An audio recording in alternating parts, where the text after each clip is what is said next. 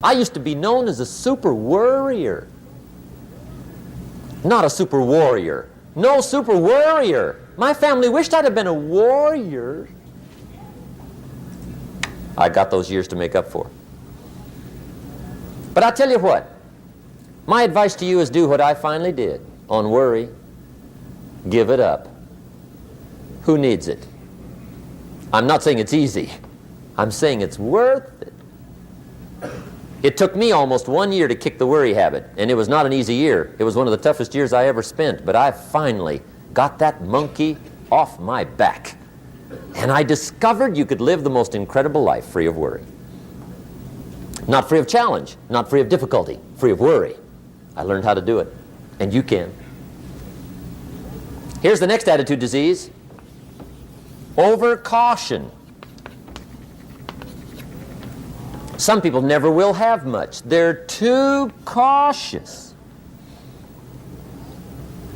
Now, you can also be too reckless, but you can also be too cautious.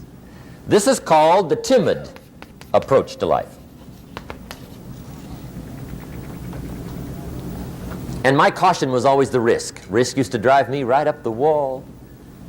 I used to say, what if this happens? It's called the language of the poor. What if this happens? And on top of that, if this was to happen, look at the fix I'd be in. I better not try. I could always ace myself out. Then I'll tell you what changed my whole life when I finally discovered it's all risky.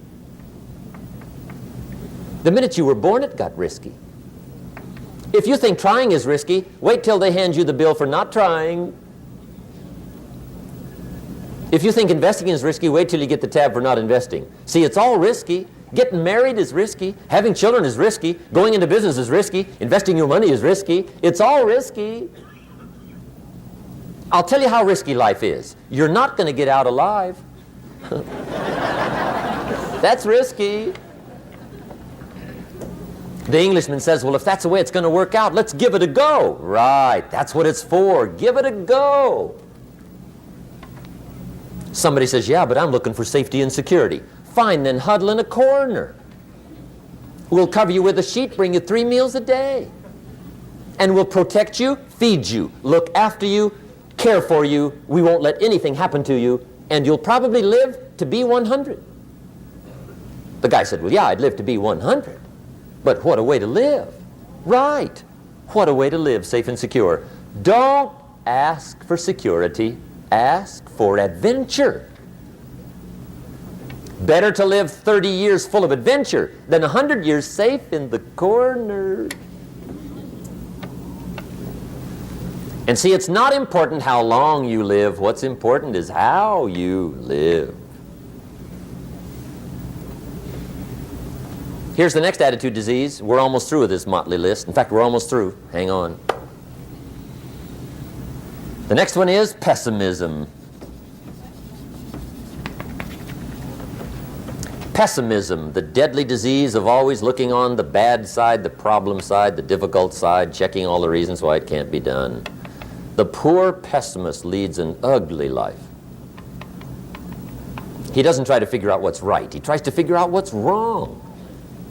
He doesn't look for virtue. He looks for faults. And when he finds them, he's delighted. How ugly. This is the poor guy who looks through the window, doesn't see the sunset. He sees the specks on the window.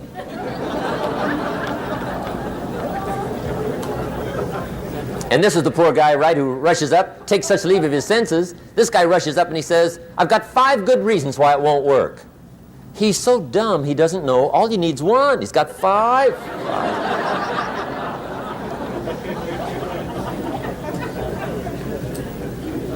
To the pessimist, the glass is always half empty. To the optimist, the glass is half full. Why would the same measure affect people 2 different ways? Answer, it all depends on how you look at it. Our lives are mostly affected by the way we think things are, not the way they are. The way we think they are affects us most. There's a subject we don't have time to get into tonight called better thinking habits. One of the major things Shoaff taught me when I met him, he said, poor thinking habits keeps most people poor. Not poor working habits. Most people work hard, but they don't think hard. And Shoaff taught me that the mind is like a factory, a mental factory. And whatever you think about all day long pours ingredients into this mental factory. And that's what builds the economic, social, financial fabric of your life. He quoted me a Bible phrase that says, as you think, so you become. How awesome. When he talked about poor thinking habits, he had me. I used to start the day reading the morning newspaper. I mean, you can believe that or not. I'd get a cup of coffee and read the paper. I'd load up on wars and riots and murders and stabbings and killings and bank robberies and muggings and car wrecks and tragedies. I'd even read the back pages. I seem to like that stuff for some weird reason. I'd load up on all that, and then I'd start the day. You can imagine the kind of days I used to have. You walk around on your financial knees. They call you economic peewee.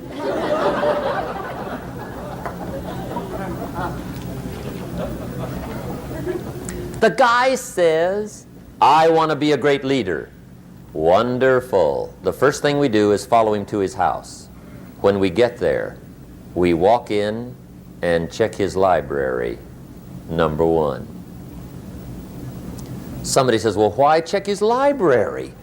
The reason is because what a man reads pours massive ingredients into his mental factory, and the fabric of his life is built from those ingredients. You would not believe what some people have got in their house to read. You would not believe. One of the best dressed up words I know for a lot of it is trash. Can you imagine dumping a barrel of trash into this mental factory every day and coming out with a rich, dynamic, positive life? It can't be done. You might as well try making a cake with cement. The kids back in Danbury, Connecticut, high school, they're asking me questions one day. I'm talking to the kids. Kids got good questions these days. One of them said to me, Mr. Rohn, how do you build the good life?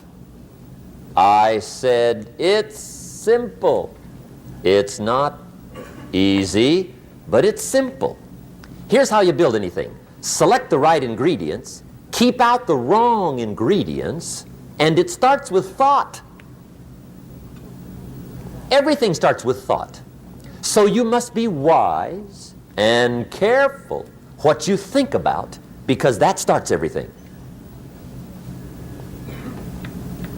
You got to be wise and careful. I asked the kids, what would happen if somebody dropped sugar in my coffee? They said, well, you'd be okay. I said, what if somebody dropped strychnine in my coffee?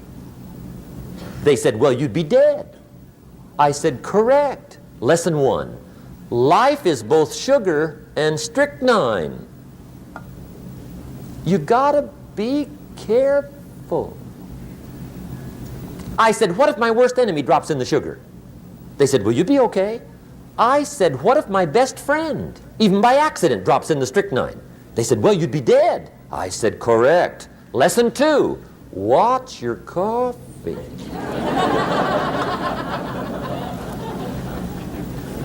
You got to be careful. See, it doesn't matter who hands you the bad stuff.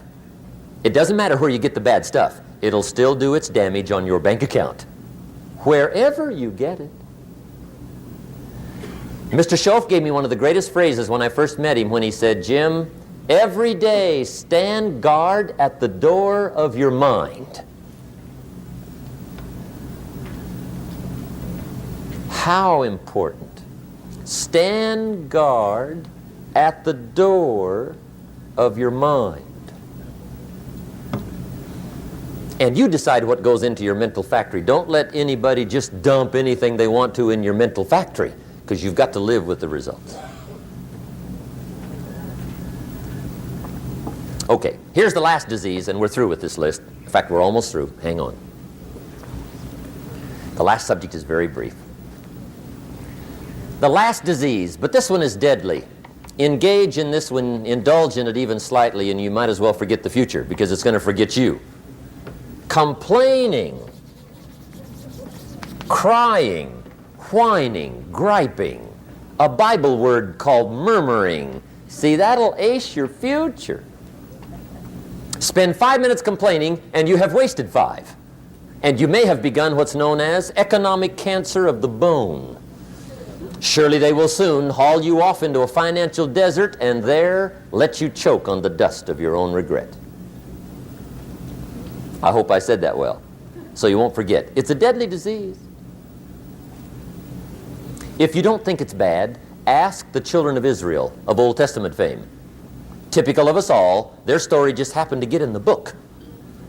Story says, children of Israel were slaves. God performed a series of dazzling miracles and got them out.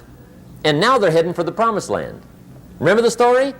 Heading for the promised land. Tragedy of the story, they never got there. Reason. From day one, they started to complain. They griped about the water. They griped about the weather. They whined and cried and griped about the food. They griped about the leadership.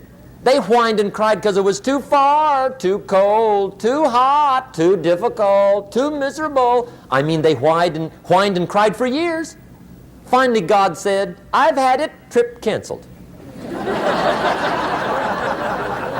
Or something like that. The story says they died in the desert, never got to the promised land. Which I think means 2 things. Indulge in this long enough, you get your future canceled. And I guess it also means even God himself can only take so much.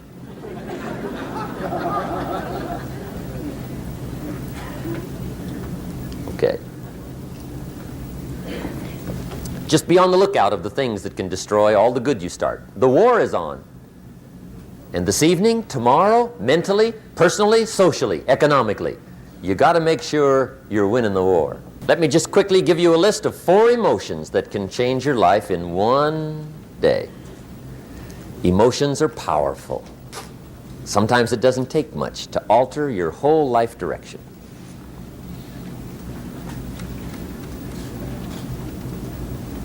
Okay, here they are. Number 1, disgust. Powerful emotion.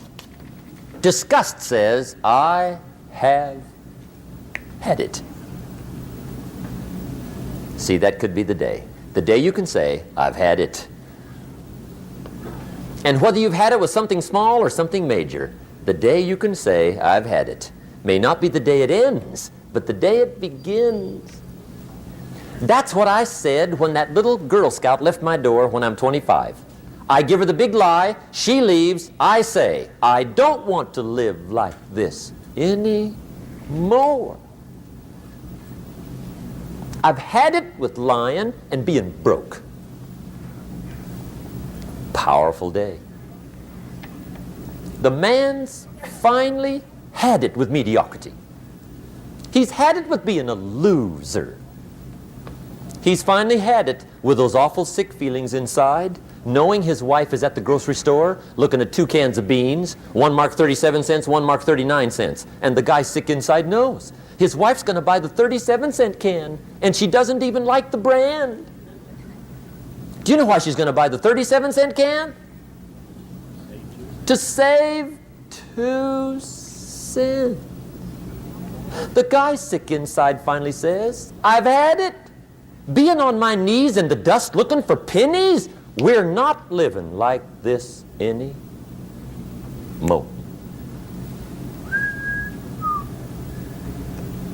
Could be the day that turns your life around. The day you can say, I've had it. He walks into his closet and rips everything in it to shreds and says, I've worn this embarrassing stuff for the last time. And not only will I never wear it again, no one else will ever wear it again. Commit an act that says, I've had it.